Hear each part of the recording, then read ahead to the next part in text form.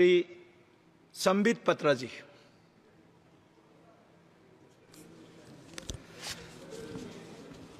आप सभी को प्रणाम। पीठासीन महोदय, आपको बहुत धन्यवाद। राष्ट्रपति महोदया के अभिभाषण पर आपने मुझे धन्यवाद प्रस्ताव पे बोलने का सुअवसर दिया है। आज मैं इस सदन को भी धन्यवाद देना चाहूँगा कि आज 1 जुलाई को, जो कि डॉक्टर्स डे भी है, एक बहुत बड़ी चिकित्सा का काम गुलामी के खिलाफ हुआ है। गुलामी की मानसिकता जिसमें बचपन से हम आईपीसी और सीआरपीसी सुना करते थे, अब हम आईपीसी और सीआरपीसी नहीं सुनेंगे, हम भारतीय न्याय संहिता सुनेंगे, हम भारतीय नागरिक सुरक्षा संहिता सुनेंगे। स्वाभाविक रूप से ये एक बहुत बड़ा बदलाव है। मुझे दुख इस बात का है और मुझे कई बार कष्ट इस विषय को लेकर होता है कि ये बातें सुनने में छोटी छोटी लगती होंगी, ये बातें सुनने में शायद महत्वपूर्ण नहीं लगता होगा कि आईपीसी और सीआरपीसी था, भारतीय न्याय संहिता हो गया तो क्या बदलाव हो गया। ये एक बहुत बड़ी छलांग है, ये मानसिकता में परिवर्तन है। आप सोच के देखिए, अंग्रेजों द्वारा बनाया गया कानून घसीटते हुए हम हिंदुस्तान के 75 वर्ष आज़ादी के हो गए थे, फिर भी हम उसे घसीटते हुए ले जा रहे थे। एक नरेंद्र मोदी को आना पड़ा बतौर प्रधानमंत्री यह सोचने के लिए कि we have to change this mentality, we have to come above this and we have to in a way end this enslaving mentality of the society of India. I thank the Prime Minister, I thank the Home Minister, and I thank each and every one of you for supporting this. सभापति महोदय, तीसरी बार मोदी जी की सरकार बनी है और हर जगह खुशी का माहौल है। हम भी खुश हैं, स्वाभाविक रूप से सरकार बनी, हम खुश हैं। देश की जनता तो खुश है ही कि मोदी जी की सरकार बनी। और विडंबना देखिए, जिनको हम सोच रहे थे कि दुखी होंगे कि हमारी सरकार बनी है और उनकी सरकार नहीं बनी, वो भी खुश है। तो मुझे तो समझ में नहीं आ रहा है, अगर चहुंदिक दिशा में खुशी का वातावरण है, हम खुश, देश खुश, वो भी खुश है, तो खतरे में कौन है और भयभीत कौन है? किसी को भयभीत नहीं होना चाहिए बंधु। आप तो खुश हैं, आप तो खुशी जाहिर कर रहे हैं, और डबल खुशी तो हमारे पास है। हमारे पास खुशी इस बात की भी है कि हमने सरकार बनाई है, और खुशी इस बात की भी है कि एलओपी राहुल जी बने। डबल खुशी है। और एक राहुल जी नहीं बने हैं, दो राहुल जी। आज एक राहुल जी ने कहा मैं आज एक नहीं हूं, मैं 2। जब एक राहुल से इतना बड़ा एसेट का हमें प्राप्ति हुई थी, आप सोचिए 2 राहुल से इस देश को कितना लाभ होगा। और मुझे लगता है हमारे जो विपक्ष के साथी हैं उन्हें भी 2 राहुल से बहुत ही लाभ होगा। नहीं, अच्छी बात है। देखिए, राहुल जी एक एसेट हैं, इसमें कोई दो मत नहीं। मुझे लगता है विपक्ष के मेरे साथी भी इससे सहमत होंगे कि Rahul ji is an asset. Now we have double assets. बंधुगण, मुझे कष्ट इस बात का होता है, मित्रों, मुझे कष्ट इस बात की होती है कि ये दुखी इस विषय से नहीं है, ये दुखी इस विषय से नहीं है कि सरकार उनकी नहीं बनी। बिकॉज आज राहुल जी ने कहा है कि मैं खुश हूं, we are happy and we are contented, हमें खुशी है कि हम अपोजिशन में है। वो दुखी इस बात से नहीं है कि सरकार उनकी नहीं बनी, वो दुखी इस बात से है कि ये डूब क्यों नहीं रहे हैं, इनका 400 पार क्यों नहीं हुआ है। मतलब ये खुशी मना रहे हैं इस बात को लेकर कि इनका 400 पार नहीं हुआ है, और इस विषय को लेकर वो दिवाली मना रहे हैं। आप सोच के देखिए, 3 टर्म से समुद्र के गर्त पे पड़े हुए हैं और ऊपर देख रहे हैं कि इनके जहाज में छेद कब होगा, इनके जहाज में छेद कब होगा और ये कब डूबेंगे। ये खुद तैरने की कोशिश नहीं कर रहे हैं। मुझे लगता है कि हमें भी ईश्वर से और आज शिव जी से प्रार्थना करनी चाहिए कि अगर राहुल जी प्रसन्न है, विपक्ष में रह के प्रसन्न है, तो उनकी प्रसन्नता अनंत काल तक बरकरार रहे।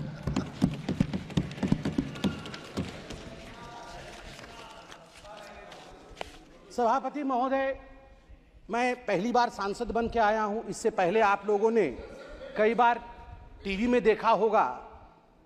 मुझे एक विषय, और यह पक्ष विपक्ष का विषय नहीं है, जब मैं 2010 में बैठता था टीवी पर और डिबेट्स होती थी, तो उस समय जब इलेक्शन डिक्लेयर होते थे तो अमूमन जो विषय उभर के आता था, तुरंत टीवी के एंकर्स के विषय में आज बातचीत हुई तो पहला विषय जो उभरता था कि अरे जातीय समीकरण क्या है, उस फलाने राज्य में चुनाव होने वाला है, वहां का जातीय समीकरण क्या है, वहां का धार्मिक समीकरण क्या है।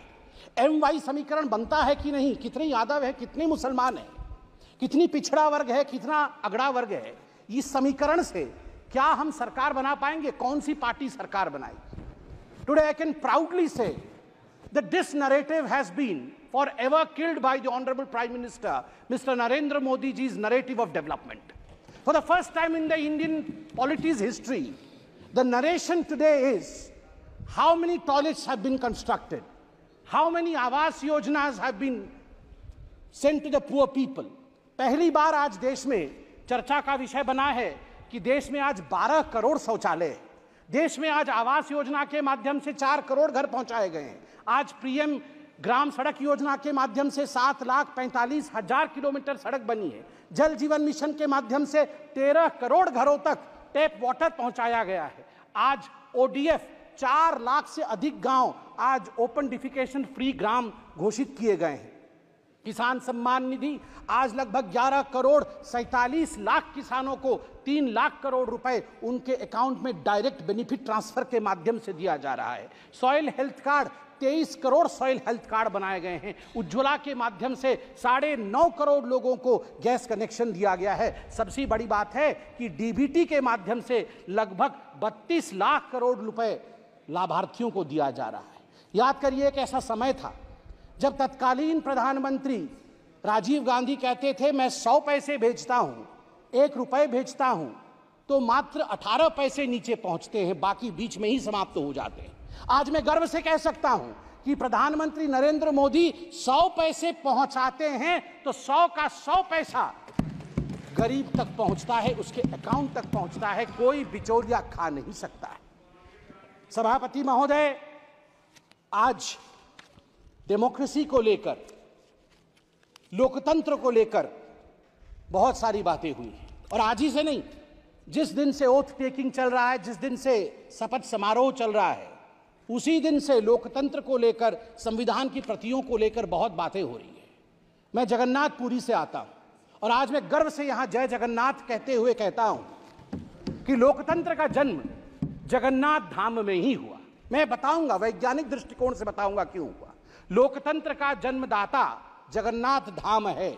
जगन्नाथ मंदिर ने कलिंग के समय लोकतंत्र स्थापित किया। कलिंग अंग बंग कलिंग कहा जाता है। कलिंग के नरेश, कलिंग के राजा, कलिंग के सब कुछ भगवान जगन्नाथ है। वो तो जगत के नाथ हैं, वो तो ब्रह्मांड के नाथ है। मगर कलिंग में हम मानते हैं कि हमारे सर्वे सर्वा नारायण स्वयं हैं, जगन्नाथ है। वो रत्न सिंहासन पर बैठते हैं। रत्न सिंहासन से कलिंग का आसन वो संभालते हैं। उनका प्रतिनिधि वहां के गजपति महाराज होते हैं। मगर आप देखिए सुंदरता, लोकतंत्र का जन्म कैसे होता है। जगन्नाथ महाराज भी राजाधिराज जगन्नाथ, इस जगत के नाथ जगन्नाथ रत्न सिंहासन को त्याग करके साल में एक बार वो रथारूढ़ होते हैं। वो कहते हैं मैं गरीबों से मिलने जाऊंगा, उनके घर तक जाऊंगा, जो मेरे पास नहीं आ सकते हैं मैं उनसे मिलूंगा। यही लोकतंत्र है, यह प्रजातंत्र है। और जब रत्न सिंहासन त्यज करके जगन्नाथ रथारूढ़ होते हैं, रथ पर आते हैं, तो गजपति महाराज, उड़ीसा के जो महाराज हैं, वो अपने हाथ में झाड़ू लेकर खुद जगन्नाथ के आगे झाड़ू चलाते हैं। उस दिन वो सफाई कर्मचारी बन जाते हैं। और गर्व के साथ मैं उत्कल पुत्र उड़ीसा का निवासी कह सकता हूं, इसी कारण से उड़ीसा में जाति प्रथा नहीं है, क्योंकि हमारे राजा को झाड़ू पकड़ना पड़ता है। जगन्नाथ के सामने लोकतंत्र चलती है और लोकतंत्र की जगन्नाथ की भूमि में राजा भी झाड़ू मारने के लिए बाध्य है। उसे छेरा पोहरा कहते हैं। 7 तारीख को रथ यात्रा है, आप देखेंगे राजा स्वयं झाड़ू मार रहे होंगे और तभी जगन्नाथ आगे बढ़ेंगे। यह लोकतंत्र की महिमा है। जब तक सनातन है तब तक लोकतंत्र रहेगा भारतवर्ष में। जगन्नाथ धाम एक ऐसा धाम है, लोकतंत्र के सीख के लिए, अध्यात्म की सीख के लिए आदि शंकराचार्य से हम सब के गुरु गुरु नानक महाराज जी ने भी वहां पधारा था। नीलकंठ वर्णी जी ने भी वहां पधारा था। ऐसे कोई गुरु नहीं जो वहां नहीं आए और वहां से शिक्षा दीक्षा लेकर नहीं गए। और आज मैं फक्र के साथ कह सकता हूं, मेरे प्राजी वहां बैठे हुए हैं सभी, जब 1506 में गुरु नानक देव जी जगन्नाथपुरी आए थे और जब वो अंदर गए थे मंदिर भगवान के दर्शन करने, उस समय आरती चल रही थी। उस भव्य आरती को देखने के पश्चात अनायास ही गुरु नानक देव जी के मुख से आरता निकला था, जो अपने आप में आज इतिहास है। गगन में थाल रव चंद दीपक बने, तारका मंडल जनक मोती, धूप मले आन लो पवन चवरो करे, सगल बन राय फुलंत ज्योति, कैसी आरती होए भव कंडना तेरी, कैसी आरती होए अनहद शब्द बाजत भेरी, कैसी आरती होए तेरी। गुरु नानक देव जी कह रहे कैसी आरती तेरी, भव्य आरती है। भव खंडना, भय खंडन करने वाला। आप सोच के देखिए, आज भय के विषय में बात हो रही है। अनादि काल से इस भय को खंडन करने का काम महादेव ने किया है। इस भय को खंडन करने का काम उस सनातन ने किया है, जिस सनातन को मिटाने के विषय में आज ये लोग कह रहे थे और अनेकों वर्षों से सनातन के विरोध में कह रहे थे। मैं केवल और कुछ शब्द कह के अपने विषय को शांत करूंगा। सभापति महोदय, आज मुझे बड़ी तकलीफ हुई कि हिंदू धर्म को लेकर आज यहां पर जिस प्रकार से विषय रखा गया है, यह अनुचित है। आज यहां राहुल गांधी जी ने सभी के सामने कहा कि हिंदू धर्म को मानने वाले जो अपने आप को हिंदू कहते हैं वो हिंसक है। मैं गर्व से कहता हूं मैं हिंदू हूं और मैं हिंसक नहीं हूं। मैं गर्व से कहता हूं मैं हिंदू हूं और मैं हिंसक नहीं। आप हिंसा मत करिए। मैं हाथ जोड़ के कहता हूं आप हिंसा मत करिए, प्लीज। शाब्दिक हिंसा मत करिए। सब लोग शांत होकर बैठिए। राहुल जी ने ऑन रिकॉर्ड कहा है जो अपने आप को हिंदू कहते हैं वो हिंसक है। ऑन रिकॉर्ड राहुल जी ने कहा है जो अपने आप को हिंदू कहते हैं वो हिंसक है। मैं ये कह दूं यहां पर, हिंदुओं ने कभी हिंसा नहीं की। सर्वे भवन्तु सुखिनः, सर्वे सन्तु निरामया, सर्वे भद्राणि पश्यन्तु, मां कश्चित् दुःख भार्गव भवेत्। हमेशा ब्रह्मांड की कल्याण की चिंता हिंदुओं ने की है। मुझे कष्ट इस बात का भी हुआ कि डीएमके ने आज हिंदुओं पे पुनः यहां आघात किया है। राजा साहब ने अपने भाषण में यह कहा कि हिंदू महिलाओं को एंस्लेव करती है। नहीं, हिंदू महिलाओं को देवी के रूप में पूजा करती है, उपासना करती है। दुर्गा, सरस्वती, लक्ष्मी, विमला, ये माताएं हैं हमारी। हमने कभी एनस्लेव नहीं किया है। ये बहुत गलत है। और मुझे लगता है राहुल गांधी ये नहीं जानते हैं कि शिव जी त्रिशूल क्यों रखते हैं। राहुल गांधी जी ने कहा शिव जी का त्रिशूल नॉन वायलेंस का त्रिशूल है। ना राहुल जी, हमारे सभी देवी देवता एक हाथ में शास्त्र रखते हैं और दूसरे हाथ में दंड या शस्त्र भी रखते हैं। यदि शास्त्र का पालन ना हो, धर्म का पालन ना हो, तो फिर शस्त्र उठा करके दंड देने का संवैधानिक प्रयोजन अनादिकाल से हमारे देवी देवताओं के पास था। इसलिए भय बिनु प्रीति नहीं हो सकता है। प्रीति करना होगा, इस देश से करना होगा, इस देश का जिंदाबाद करना होगा। चिल्लाइए मत, पीछे वो बैठे हैं जिन्होंने जय फिलिस्तीन कहा था। आप बैठे। ना, बिल्कुल सही कह रहा हूं जी। आपने यहाँ शपथ में जय फिलिस्तीन कह दिया। मुझे तो डर इस बात का है कि वह दिन भी दूर नहीं जब आप में से कोई यहाँ जय पाकिस्तान भी कह दे। भरोसा नहीं है। जय फिलिस्तीन कह सकते हैं तो जय पाकिस्तान भी कह सकते हैं आप लोग। आप लोग धिक्कार का विषय है, धिक्कार का विषय है। यदि आप जय फिलिस्तीन कह सकते हैं, यहाँ पर जो संवैधानिक प्रक्रियाएं हैं उसको ताक पे रख करके आपने जय फिलिस्तीन कहा, कल को जय पाकिस्तान कैसे नहीं कह सकते हैं? कह सकते हैं। और आप लोगों ने कहा सेंगोल हटा दीजिए। आप लोगों ने कहा सेंगोल हटा दीजिए। सेंगोल मतलब समझते हैं आप? सेंगोल एक तमिल शब्द है जिसका अर्थ है सिमाई। सिमाई मतलब राइटियसनेस, न्याय का दंड है। ये धर्म का दंड है। धर्म मतलब हिंदू, मुस्लिम, सिख, ईसाई नहीं।